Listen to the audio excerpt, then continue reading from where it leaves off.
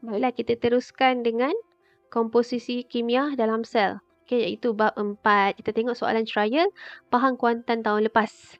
Okey, ni adalah 3 kumpulan karbohidrat. Okey, 3 kumpulan karbohidrat terbahagi kepada monosakarida, disakarida dan polisakarida. Okey, kalau satu je, maksud dia adalah mono. Okey. Kalau dia ada dua macam ni, nama dia disakarida ataupun disakarida.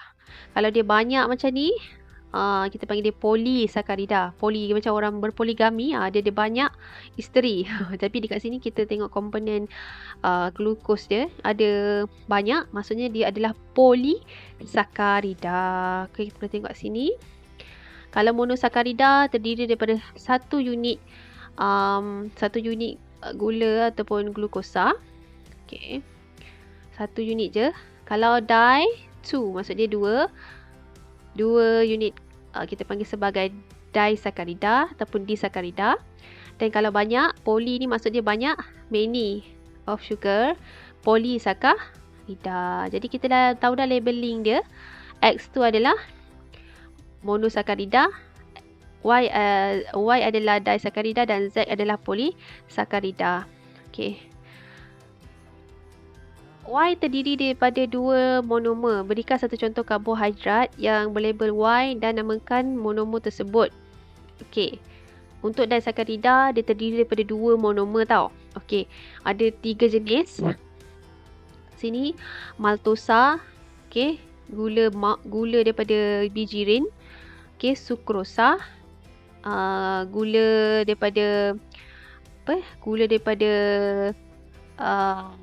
buah, okey. Tebu, gula tebu, table sugar, okey. Dan juga laktos ni adalah gula susu. Jadi kalau maltosa dia terdiri daripada dua glukosa, dua molekul glukosa bergabung dia berbentuk maltosa. Kalau glukosa bergabung dengan fruktosa, dia dipanggil sukrosa. Glukosa bila dia bergabung dengan galaktosa dipanggil sebagai laktosa. Jadi kat sini cikgu try buat sendiri ayat nak senang ingat. Makan gula-gula, snap guna phone, lepas guna Grab. Kalau you all ada ayat sendiri, buat sendirilah, senang kan? Okey, makan gula-gula, maltosa, glukosa, sukrosa, glukosa, fruktosa, laktosa, glukosa dan galaktosa. Okey? Kat sini. Senang je nak ingat. So, dia tanya ni, Y tu terdiri daripada monomer. Ikutlah awak nak buat yang mana. Tapi senang kalau kita nak buat. Kita ambil ni lah. Glukosa dengan glukosa sebab bentuk dia sama kan. Jadi, glukosa ni akan membentuk monomer. Jadi, jawapan dia, inilah maltosa. Glukosa tambah glukosa jawapan dia. Ni, berikan satu contoh. Kalau nak tulis tulisan cikgu buruk sikit, cikgu guna mouse je ni. Glukosa. Dia suruh berikan satu contoh. Tulis dulu maltosa. Maltosa kat sini. Lepas tu tulis glukosa, molekul glukosa bergabung terdiri daripada dua gabungan molekul glukosa. Maltosa ni terdiri daripada dua gabungan glukosa. Okey, Z ialah polimer yang terbentuk daripada proses kondensasi. Ratusan monomer X terikat bersama untuk membentuk rantai molekul yang panjang. Jelaskan satu kepentingan Z kepada organisma multisel. Jadi biasanya soalan ni ayat dia panjang tapi soalannya awak kena fokus ayat yang terakhir ni. Jelaskan satu kepentingan Z. Tu je yang dia nak tahu sebenarnya. Yang ni dia saja nak distract awak supaya fikir benda lain. So, jelaskan satu kepentingan Z. Z tadi tu polisakarida. Okay. Ni kepentingan polisakarida. Okay. Kepentingan mana polisakarida ada kat sini. Ni. Bagaimana Z terbentuk? Ni cikgu ni soalan ni cikgu jawab soalan lain ni. Okay, tadi dia tanya apakah kepentingan polisakarida kan? Itu adalah kepentingan dia. Polisakarida ni Yang ini. Okey. Ni, sebagai simpanan makanan, contohnya glycogen dalam sel haiwan dan kanji dalam sel tumbuhan. Okey, glycogen dengan kanji ni adalah contoh kepada polisakarida. Dia rangkaian molekul yang panjang dan bercabang-cabang. Okey, satu lagi awak boleh jawab. Ni mungkin ni satu markah, dua markah. Ni satu markah ni lah. Glycogen. Huraikan kepentingan polisakarida. Karbohidrat lah. Okey. Sebagai simpanan makanan. Okey, cikgu padam balik. Sebagai simpanan makanan, contohnya glycogen dalam sel haiwan dan kanji dalam sel tumbuhan. Dan satu lagi, sebagai struktur sokongan. Contohnya selulosa pada dinding sel tumbuhan. Dinding sel tumbuhan ni kan, dinding tu dia terdiri daripada selulosa. Selulosa kat sini. Selulosa ni adalah karbohidrat. Okey, adalah jenis polisakarida. Nama apa? Selulosa lah. Okey, selulosa sebagai struktur sokongan. Contohnya selulosa pada dinding sel tumbuhan. Dan yang paling penting sekali kalau karbohidrat ni sebagai simpanan makanan. Contoh kanji dalam tumbuhan dan juga glycogen dalam sel haiwan. Okey. Contoh dah settle. Okey, soalan seterusnya. Rajah menunjukkan pembentukan satu molekul triglycerida. Molekul X bergabung dengan molekul Y.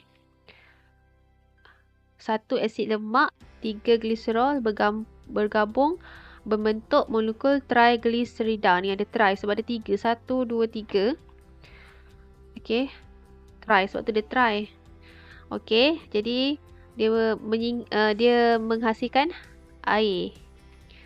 Okey, kalau menghasilkan air ni proses dia kondensasi. Okey, proses dia adalah kondensasi. Alright.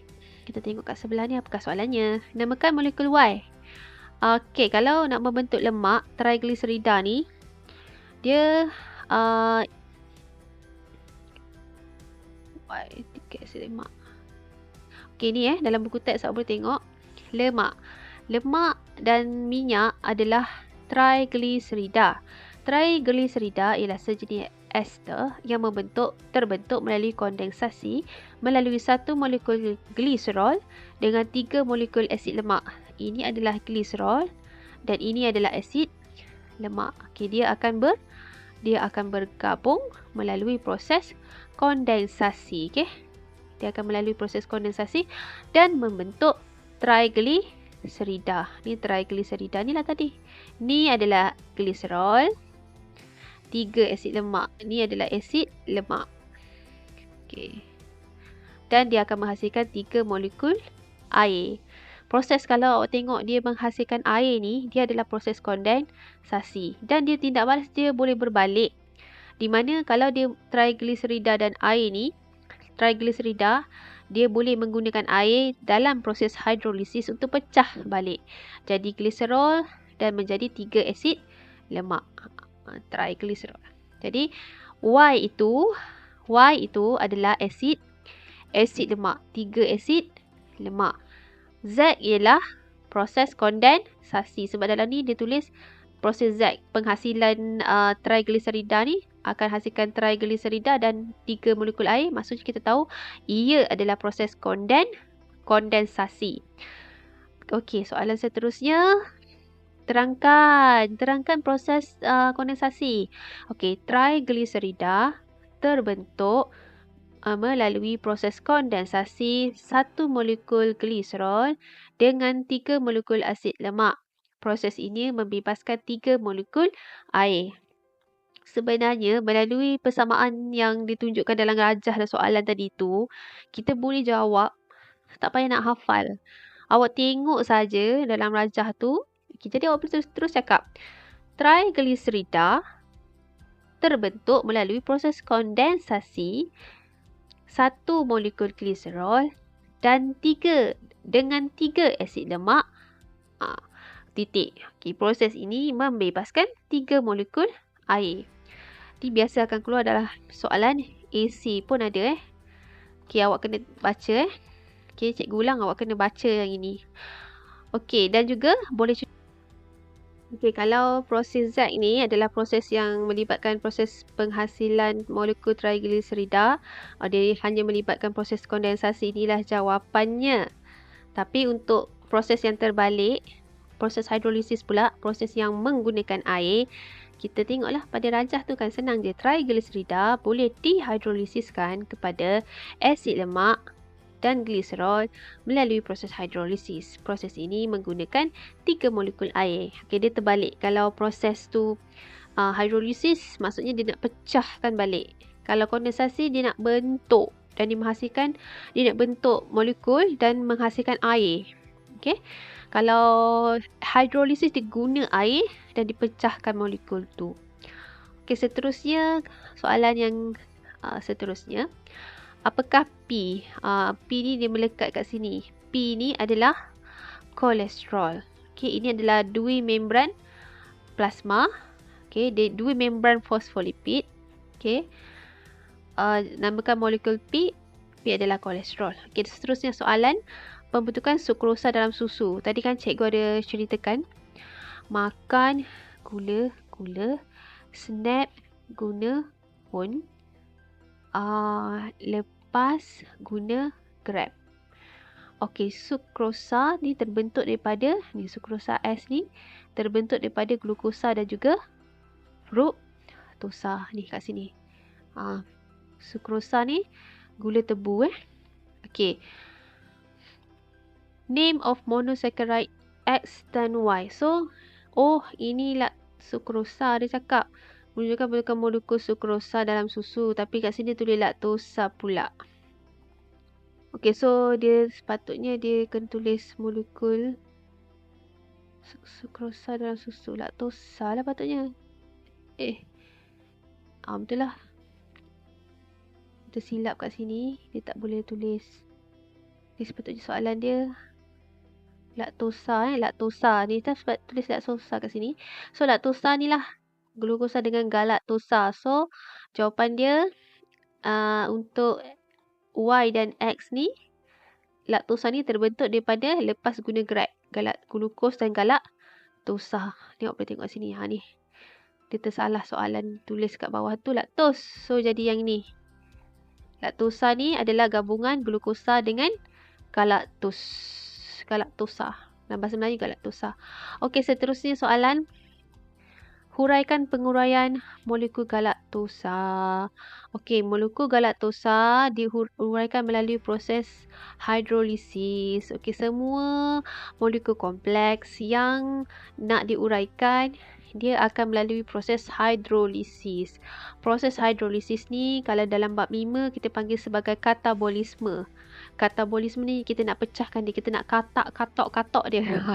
Katabolisme tu kita nak pecahkan dia. Okey, melalui proses hidrolisis Okey, kepada glukosa dan galaktosa dengan penambahan satu molekul air. So macam mana tu? Ni. Kalau dia nak uraikan ni, dia kena ada menggunakan dengan penambahan satu air, dia akan dapat diuraikan melalui proses hidrolisis. Jadi laktosa ni terdiri hidrolisis. Okey, cikgu tulis tak betul ni. Okey, kita nak uraikan dia, kita dapat kalau laktosa kita akan dapat glukosa dan galaktosa. Okey, cikgu ulang. Molekul laktosa diuraikan melalui proses hidrolisis.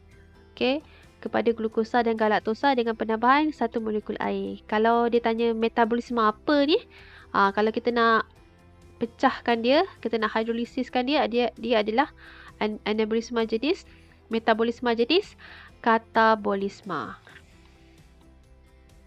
Okey. Metabolisme ada dua jenis. Nanti kita bincang bab yang kelima. Nanti kita teruskan enzim yang boleh menghidrolisiskan molekul laktosa. Okey, kalau kita cakap pasal enzim, dia punya substrate tu yang kita sekarang ni adalah laktosa kan. Enzim dia kita tambah ASE je hujung dia. Kita tukar perkataan belakang dia dengan ASE. So kita jadinya kat sini sekarang lactase lah.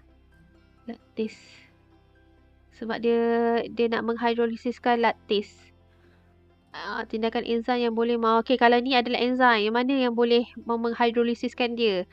Okey, mestilah yang sama bentuk dengan dia. So, mana yang sama bentuk? Yang inilah sama bentuk, okey? Sebab enzaim ni dia adalah bersifat spesifik. Dia hanya akan bergabung dan berpadanan dengan bentuk yang sama dengan tapak aktif. Okey, apakah kepentingan karbohidrat dalam sel?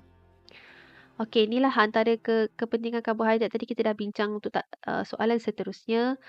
Yang paling penting lah untuk sel ni sebagai sumber tenaga, contohnya glukosa.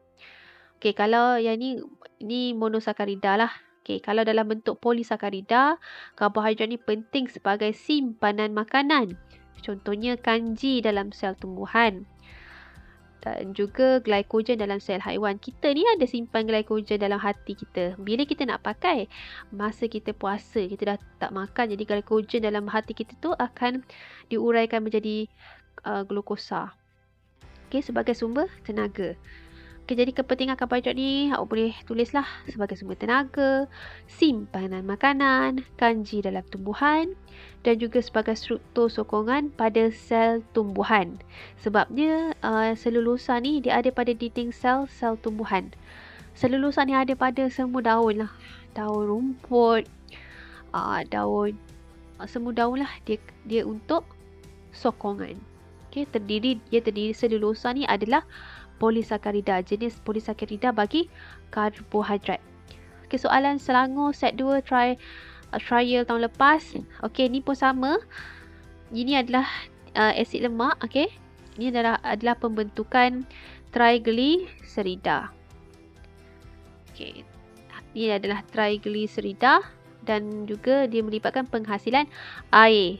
Okey, jadi R adalah asid lemak, S adalah ni triglycerida. R adalah asid lemak.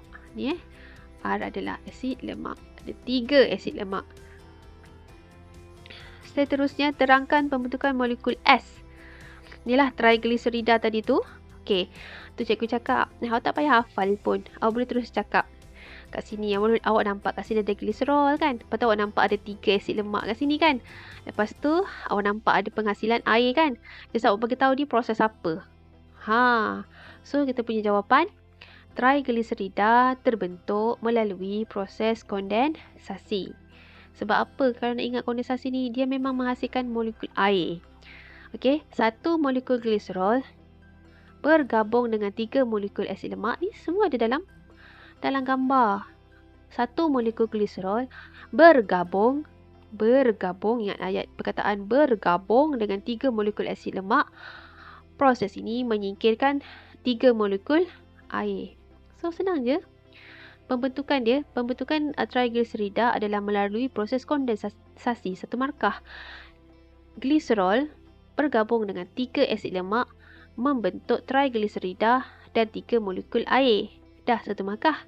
Dah 2 markah kat situ. Dah dapat 2 markah. Ni dia. Okey, seterusnya soalan yang kat bawah ni. Okey. Seseorang individu mengambil mentega dengan jumlah yang banyak dalam diet hariannya. Okey, terangkan satu jenis penyakit. Kalau banyak sangat makan lemak, okey, mentega ni adalah lemak, okey. Dia akan menyebabkan penyakit kardiovaskular. Okey, ataupun serangan jantung, ataupun stroke, ataupun aterosklerosis. Disebabkan apa? Pemendapan lemak dan kolesterol pada dinding arteri yang menyebabkan saiz lumen tersumbat. Okey, dia akan menyebabkan penyakit jantung. Okey, sebab apa? Ni contohnya ni arteri. Okey, arteri ni dia ada lumen kat sini. Okey, bila darah tu ada banyak sangat lemak, dia akan mendak. Lama-lama dia akan mendak. Kalaulah lagilah tak buat aktiviti tak bersenam semua kan, lemak ni akan terbendak kat sini. Dah jadi lumen tu makin tersumbat. Bila lumen tersumbat, darah tak boleh lalu. Okey, darah ada sikit je, kecil je, dia akan menyebabkan badan kita kekurangan oksigen otak kekurangan oksigen. Dia akan menyebabkan stroke, lumpuh. Boleh menyebabkan arteriosklerosis ni Okey, dia boleh menyebabkan serangan jantung disebabkan pemendapan lemak. Bila dia pam-pam darah tak cukup. Okey, tak cukup untuk diedarkan ke seluruh badan, menyebabkan penyakit kardiovaskular. Okey, pemendapan lemak dan kolesterol pada dinding arteri menyebabkan saiz lumen tersumbat. Okey. Inilah, dan seterusnya akan menyebabkan penyakit kardiovaskular, serangan jantung, stroke dan arteriosklerosis. Pilihlah satu. Nak tulis serangan jantung pun boleh. Okey. Okey, diet harian individu A dan individu B. Okey, individu A ni dia makan lemak tepu ni. Dia makan lemak tepu. Individu B dia makan lemak tak tepu. Okey, jadi yang mana satu? Ni tadi gambar arteri, enapan pada permukaan lumen. Okey, lemak ni terenap. Jadi berdasarkan maklumat di atas, tentukan kesihatan kedua-dua individu. Wajarkan jawapan anda. Kalau soalan wajarkan ni, awak boleh pilih lah awak nak individu A atau individu B. Yang awak jawab tentang individu B yang betul, dia akan dapat markah lah. Kalau awak jawab individu A yang mana betul tentang individu A, dia akan dapat markah. Dia boleh jawab mana-mana satu pilihan. So cikgu nak pilih soalan individu B. Okey, individu B tidak sihat kerana individu B tidak sihat kerana individu B, BX pula. B kan? Mengambil makanan berlemak tepu. Okey, kalau lemak tepu ni kolesterol dia tinggi. Lemak tepu mengandungi kolesterol yang tinggi. Kolesterol dalam darah akan apa tadi? Akan terenap pada permukaan arteri dan membentuk plak yang menyebabkan saiz lumen arteri menjadi sempit dan akan mengakibatkan serangan jantung. Okey. Individu B mengambil makanan berlemak tepu. Makanan yang berlemak tepu ni berkolesterol tinggi. Kenapa pula kalau ada kolesterol tinggi? Kolesterol yang tinggi ni dalam darah lama-lama dia akan terenap. Kolesterol dalam darah akan terenap pada permukaan arteri dan membentuk plak yang menyebabkan saiz lumen arteri menjadi sempit dan mengakibatkan serangan jantung ataupun arteriosklerosis. Okey. Dapatlah 5 markah. 1, 2, 3, 4, 5. Senang kan? So, mengapa lemak tepu tidak baik untuk kesihatan? Kerana lemak tepu dia meningkatkan paras kolesterol dalam darah. Seterusnya meningkatkan risiko penyakit jantung. Contohnya mentega dan lemak haiwan. Okey. Jadi kita tengok jenis-jenis lipid. Kalau soalan terangkan kepentingan lipid. Okey. Tengok sini. Yang ni dalam buku teks. Okey. Dalam buku teks, lemak jenis-jenis lipid adalah lilin, fosfolipid dan juga steroid. Okey, fungsi lemak. Kita tengok fungsi satu-satu. Fungsi lemak berfungsi sebagai simpanan tenaga bagi haiwan. Lemak juga berfungsi sebagai pelapik untuk melindungi organ-organ dalaman. Okey, ni ada simpanan tenaga satu markah, melindungi organ dalaman, penebat haba bagi haiwan. Dah 3 dah markah. Okey, lilin pula. Lilin merupakan komponen penting dalam kutikel yang menutupi epidermis taun dan sebum yang dirembeskan oleh kulit kita. Okey, lipid ni juga dia membentuk lilin. Macam dalam kulit kita ni kan dihasilkan sebum kan. Sebum tu adalah sejenis lilin. Komponen dalam biologi ni lah. Fungsi dia untuk ni lah, kalau menutupi epidermis taun tu untuk mengurangkan kadar penyejatan pada daun lah. Okey, dan juga sebum dirembeskan oleh kulit kita supaya kita sentiasa lembap. Okey. Glycolipid juga pula untuk memastikan kestabilan membran plasma dan membantu dalam proses pengenalpastian sel. Kolesterol pula penting bagi sintesis hormon steroid. Ni kepentingan lipid. Kita tahu ke jenis-jenis lipid adalah lemak, lipid steroid. Kalau nak masukkan fosfolipid pun boleh. Fungsi lemak sebagai simpanan tenaga. Lemak juga berfungsi sebagai, ni paling senang nak ingat. Lemak berfungsi sebagai pelapik untuk melindungi organ-organ. Kalau organ-organ dalaman ayam contohnya, kepada sesiapa yang pernah siang ayam kan, dia tengok pada jantung, pedal dia penuh dengan lemak. Lemak ni berfungsi sebagai pelapik untuk melindungi organ-organ dalaman serta bertindak sebagai penebat haba bagi haiwan. Lilin. Yang kedua lilin. Lemak mula-mula ni sebagai simpanan tenaga, pelapik, penebat haba.